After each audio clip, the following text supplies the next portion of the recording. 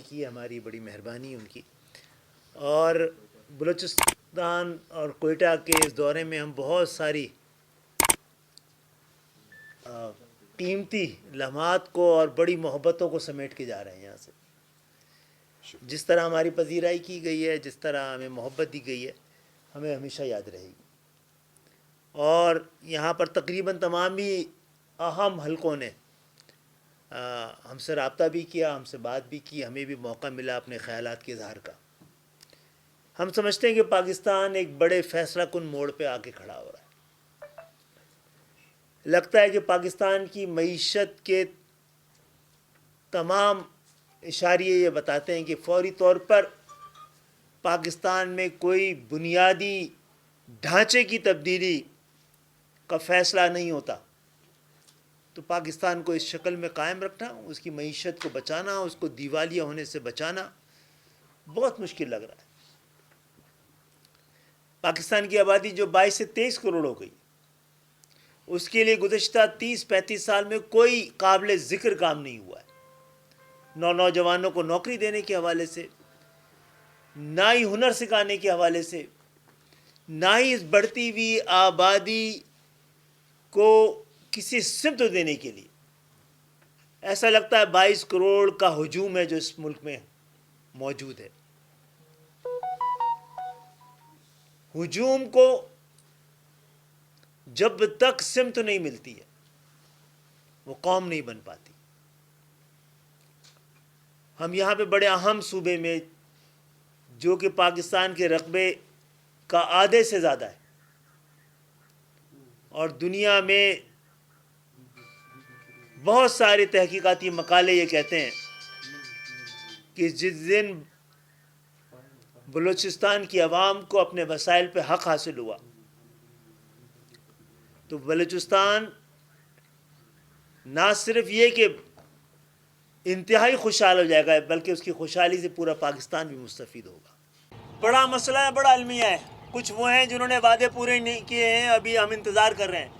کچھ نے تو وعدوں پر بالکل مٹی ڈال کے، ہمارے جن کے ساتھ پچھلے تجربات ہیں ان کے ادوار میں تو ہمیں لاشیں ملی ہیں، ان کے ادوار میں تو ہمیں دھوکے ملے ہیں، ان کے ادوار میں تو ہمیں جیلیں ملی ہیں. ابھی جیلوں کا بھی انتظار ہے اور وعدوں کے افاع ہونے کا بھی انتظار ہے.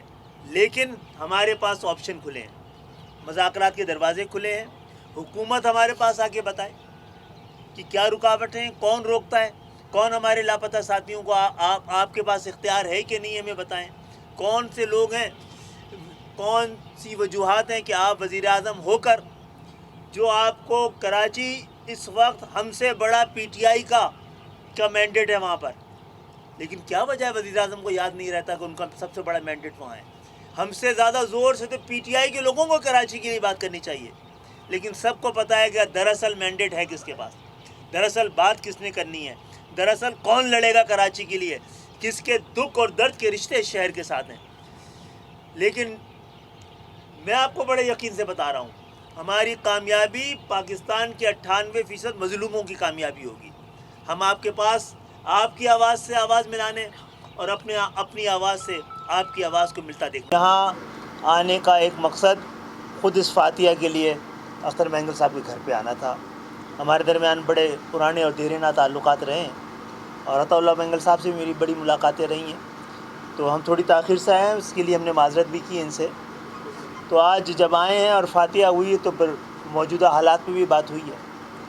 ہم سب بڑے محتاط ہو کے موجودہ حالات کو دیکھ رہے ہیں. ہم سمجھتے ہیں کہ پاکستان کو چہروں کی تبدیلی سے زیادہ والا تبدیلی کی ضرورت ہے، وعدوں سے زیادہ والی کسی تبدیلی کی ضرورت ہے.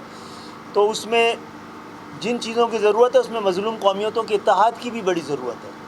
وہ لوگ جو ایک طرح کے مسائل کا شکار ہیں، ایک طرح کے معاملات کا شکار ہیں، جن پہ اعلانیہ غیر اعلانیہ سی پابندیاں ہیں، ان کے درمیان بھی ذہنی ہم آہنگی کا ہونا ضروری ہے، ان کے درمیان بھی رابطوں اور ضابطوں کا بڑھنا بڑا ضروری ہے.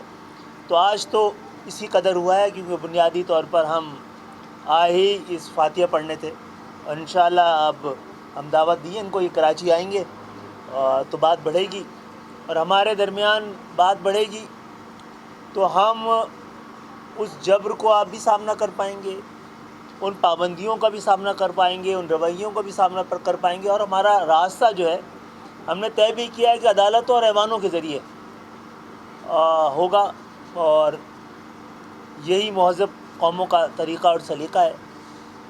تو انشاءاللہ تعالیٰ بڑے فیصلوں کے لیے بڑے بیٹھیں گے اور کوئی نہ کوئی راہ نکالیں گے۔ دیکھیں، عدم اعتماد تو ہونا چاہیے اس نظام پر، حکومتوں کے بجائے۔ تو ہمارے بھی بہت سارے مسائل ہیں جو یہ حکومت اگر 3 سال حکومت میں رہ کر ہمارے 125 کارکن لاپتہ ہوں تو ہم سے بھی کوئی سوال کر سکتا ہے کہ حکومت میں رہنے کا کیا جواز ہے۔ اگر حکومت میں اور وزارت میں رہنے کے باوجود ہمارے تمام دفاتر جو کہ منہدم کر دیے گئے ہیں یا سیل ہیں وہ ابھی تک ہمارے پاس واپس نہ ہوئے، تو اس سیاسی پابندیوں کے لیے ہم سے کوئی بھی سوال کر سکتا ہے۔ تو ہم نے جس وقت، اور صرف اس دفعہ نہیں، 88 میں بے نظیر صاحبہ کے موقع پہ بھی ہم نے زیادہ احساس ذمہ داری دکھایا تھا۔ ہمیں اس دفعہ سوٹ کرتا تھا کہ جو کچھ 18 کے الیکشن میں ہمارے ساتھ ہوا ہے کہ ہم اپوزیشن کا راستہ اپنائیں، لیکن ہمیں پتہ تھا کہ ہم نے اپنے لیے فیصلہ کیا تو پاکستان کی حکومت کو نہیں، جمہوریت بھی خطرے میں تھی۔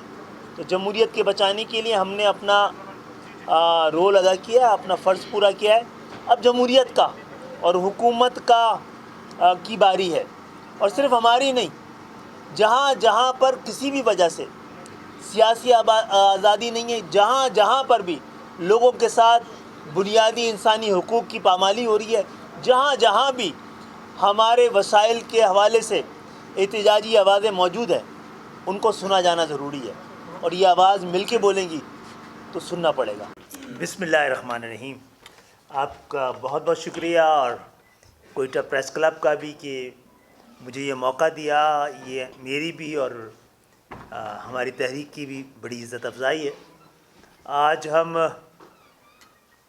ایک اہم شہر میں بیٹھے ہیں، اور پاکستان جو کہ مختلف اکائیوں اور مختلف ذیلی قومیتوں کا ایک گلدستہ ہے،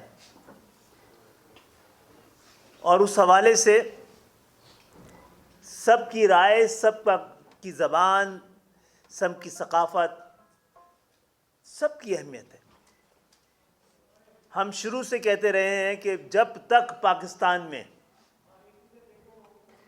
تمام پاکستانیوں کو، چاہے وہ پاکستان کے کسی علاقے میں رہتے ہوں، کوئی زبان بولتے ہوں، کسی بھی کلچر سے تعلق رکھتے ہوں، ان کے سیاسی نظریے، ان کے مذہبی عقیدے، ان کے مسلک اور فرقے کچھ بھی ہوں، جب تک پاکستان کے ایک ایک پاکستانی کو برابر کا وفادار اور برابر کا حقدار نہیں سمجھا جائے گا، پاکستان اپنی منزل پہ پہنچ نہیں پائے گا۔ معزز صحافی حضرات، ایم کیو ایم ایک ایسا سیاسی فنومنا ہے جس کے حوالے سے بڑے لوگوں کو تحفظات بھی رہے، ابہام بھی رہا، دلچسپی بھی رہی۔ آپ سب کے علم میں ہے کہ سن 1970-71 کا سانحہ، جس میں پاکستان اپنے بڑے بھائی سے، مشرقی پاکستان سے، جس کا کہ اس پاکستان بنانے میں بڑا کلیدی کردار رہا ہے، پاکستان مسلم لیگ جس نے کہ پاکستان بنانے کا پوری تحریک چلائی تھی، وہ ڈھاکہ میں ہی بنی تھی، ڈھاکہ میں ہی قائم ہوئی تھی۔ اس کے بعد ایک نئی صورتحال سے ہم سب، آپ سب گزرے ہیں۔ ہم نے بلوچستان میں بمباری بھی دیکھی ہے، یہاں کی حکومتوں کو ٹوٹتے بھی دیکھا ہے، یہاں کے لوگوں کو احتجاج کرتے بھی دیکھا ہے، اور یہی صورتحال کم و بیش پاکستان کے مختلف علاقوں میں مختلف ادوار میں رہی ہے۔ میں اس نسل کا نمائندہ ہوں جس نے پاکستان میں آنکھ کھولی تھی، اور جب ہم تعلیمی اداروں میں تھے بلکہ اسکولوں میں ہی تھے.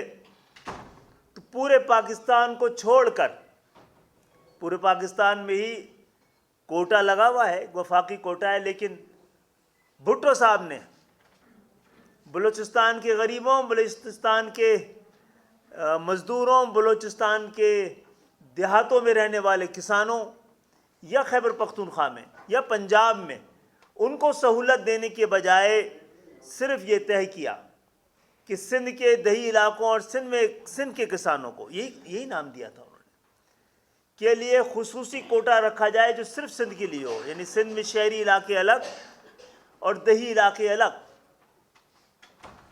تو اس کے بعد وہاں پر تعلیم کے دروازے جب ہم پہ بند ہوئے ہیں تو بے چینی کی لہروں نے جنم لینا شروع کیا تھا.